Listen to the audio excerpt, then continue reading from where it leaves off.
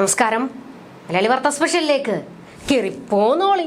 സമുദ്രത്തിന്റെ മാർത്തട്ടിനോട് ചേർന്ന് നിൽക്കുമ്പോൾ മാത്രമേ തിരയാകാൻ പറ്റൂ. അപ്പോഴാണ് എനിക്ക് ശക്തി വരുന്നത് എന്ന്. അതുപോലെ എന്നോട് ചോദിച്ചവരോട് എനിക്ക് പറയാനുള്ളത്, ഞങ്ങളുടെ എല്ലാ ശക്തി ഈ പ്രസ്ഥാനമാകുന്ന സമുദ്രത്തിന്റെ മാർത്തട്ടിനോട് ചേർന്ന് നിൽക്കുമ്പോഴാണ് എന്നത് മനസ്സിലാക്കും. അതിൽ നിന്ന് വേറിട്ട് ഒരു വ്യക്തിക്കും വല്ലാത്ത ശക്തി ഇല്ല എന്നത് തിരിച്ചറിയുന്നവരാണ് ഞങ്ങളെല്ലാവരും. ഒന്ന് സമുദ്രത്തിന്റെ മാർത്തട്ടിനോട് ചേർന്ന് നിൽക്കാൻ പോയതാ. തിരയല്ല, അണ്ണാക്കിലേക്ക് വരെ സുനാമിയാണ് അടിച്ചു കയറിയത്. കുറച്ച് സാഹിത്യം കീച്ചി വന്നതാ. ആ ഫ്ലോ അങ്ങ് പോയില്ലേ ഇത്. പണ്ട് പറഞ്ഞതെല്ലാം ബൂമറാങ് പോലെ തിരിച്ചടിക്കുകയാണല്ലോ മച്ചമ്പി. ദാസൻ വിജയനായ കാലത്ത്, അതായത് ചതിയൻ ചന്തുവിന്റെ ഡയലോഗിൽ പറഞ്ഞാൽ ഇരുമ്പാണി തട്ടി മുളയാണി വെച്ച് VS-ന്റെ കാലുവാരിയ കാലത്ത് മൂപ്പരെ വേദിയിലിരുത്തി പിണറായി കീച്ചിതാ ഈ ഡയലോഗ്. ഈ എന്റെ മോനെ ഇജാതി കീച്ച് കേട്ടോ.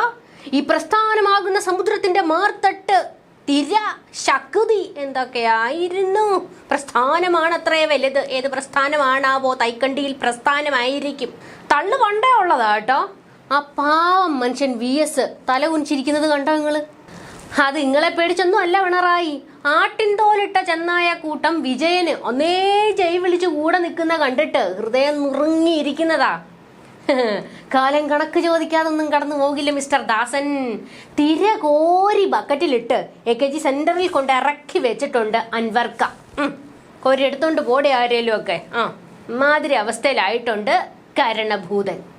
കരകാണാ കടലല മേലെ ദാസന്റെ കിളികൾ പറന്നേ, അറബിപ്പൊന്നാണ്യം തൂക്കി അമ്പൂക്ക വരട്ട് തുടങ്ങി, പണിയാണേ മുട്ടൻ പണിയാ, തെയ്യം തര തോം ആദ്യം തരികിടത്തോം. ദേ കിടക്കുന്ന ദാസൻ കൊമ്പൊടിഞ്ഞ സ്രാവിനെ പോലെ. അമ്പൂക്ക വരട്ടി നോക്കിയപ്പോ സ്രാവ് നെത്തോലിയായി. സുഹൃത്തുക്കളെ, ഇതെങ്ങനെ അമ്പൂക്ക പണി തുടങ്ങിയിട്ടുണ്ട്. നിലമ്പൂർ ചന്തക്കുന്നിൽ 10 ആള് കൂടുന്നിടത്തല്ല, 10,000 കൂടിയിടത്ത് അമ്പൂക്ക കപ്പിത്താന്റെ കപ്പല് നേടുക അങ്ങ് പിളർന്നു. ഷെടാ, ഈനും മാത്രം കപ്പിത്താൻ വിരോധികൾ ഉണ്ടോടെ ഈ കേരളത്തിൽ? എന്തൊക്കെയാ ഗോവിന്ദ ഈ കൊച്ചു കേരളത്തിൽ നടക്കുന്നേന്ന് കപ്പിത്താന്റെ ഒരു മോങ്ങൽ. അമ്പൂക്ക വിഷയവാ. കാരണഭൂതമേ, ചന്തക്കുന്നിൽ പിണുവാതിരയല്ല, അമ്പൂക്കാന്റെ ദഫ് മുട്ടായിരുന്നു. ഈ പിണറായിന്റെ ഭരണല്ലേ അത് നിർത്തണം. ലേ പിണു, കമലേ പെട്ടിയും പ്രമാണവും ബാക്കി ഏതോ നേരെ ദുഫായിക്ക് വിടാം. എന്റെ ഉടായ്പകൾ പണ്ടത്തെ പോലെ ഏക്കുന്നില്ല അങ്ങോട്ട്. അടിമകൾക്കെല്ലാം വിവരം വെച്ച് തുടങ്ങിയെന്നാ തോന്നണത്. അവന്മാർ ക്ലിഫ് ഹൗസിൽ കയറി തല്ലുന്നതിന് മുമ്പേ നമുക്ക് നാട് വിടണം. ദുഫായിലാണല്ലോ നമ്മുടെ സാമ്രാജ്യം. ശിഷ്ടകാലം അവിടെ കൂടാം. കൈക്കണ്ടിയിൽ ദാസൻ അൽ പിണറായി ദാസൻ.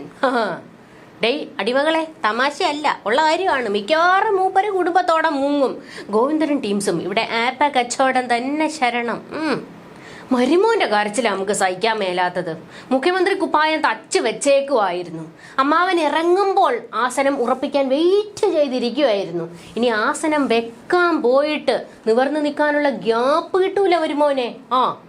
ഈ ടൈം കഴിയുന്നതോടെ അമ്മായി അച്ഛനെയും മെരിമോനെയും എയറിൽ നിർത്തി കുമ്മിയടിയെന്നാണ് കരക്കമ്പി.